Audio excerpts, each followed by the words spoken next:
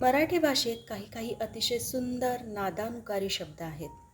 हे शब्द त्या शब्दांना मिळालेल्या अर्थासाठी एवढे अचूक आहेत की त्या जागी अन्य कुठल्या शब्दाचा विचारही करता येत नाही. शिवाय हे शब्द मराठी लोकसंस्कृतीशी एवढे समरस आहेत की मराठी व्यतिरिक्त अन्य भाषांमध्ये त्यांचे नेमके भाषांतर होणे अगदी कठीण असते. झुंजूमुंजू हा असाच एक शब्द. पहाट होण्याआधीची जी किंचित अंधार, थोडा थोडा उजेड अशी जी वेळ असते तिला आपण मराठीत झुंजूमुंजू झालं असं म्हणतो. हा शब्द उच्चारताच ती वेळ अगदी आपल्या डोळ्यासमोर उभी राहते.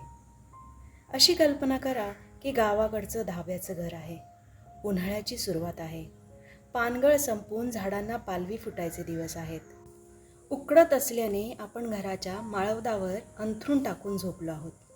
अशा वेळी पहाटे हवेत किंचित थंडी पसरते. रात्री उकडत असल्याने पायाशीच पडलेली गोधडी तेव्हा आपण नकळत अंगाशी ओढून घेतो. तरी हलका वारा, पक्ष्यांचा चिवचिवाट, गाईगुरांचं हंबरणं, नव्या पानांचा गोडसर वास, दूरवरून देवळातून ऐकू येणारी काकड आरती आणि त्या जोडीला समोर अंगणात तापायला ठेवलेल्या बंबातील सरपणाचा येणारा खरपूस वास, या सगळ्यांमुळं आपल्याला हलकेच जाग यायला लागते.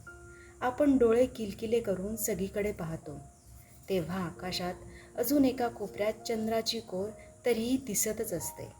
थोडा अंधार असला तरी आसमंत जागा व्हायला लागलेला असतो. हीच ती वेळ, झुंजूमुंजूची वेळ. नुसता तो एक शब्द उच्चारला तरी एवढं सगळं चित्र डोळ्यासमोर उभं राहतं. ही त्या एका झुंजूमुंजू शब्दाची ताकद. आता या शब्दाला दुसऱ्या भाषेत एखादा प्रतिशब्द मिळेलही, पण या शब्दचित्राचं कसं भाषांतर करणार? मध्यरात्री ट्रेकिंग सुरू करून एखाद्या गडावर माचीवर पोहोचायच्या वेळी झुंजूमुंजू होत असताना उरात जे काही दाटतं त्याचं भाषांतर कसं करणार?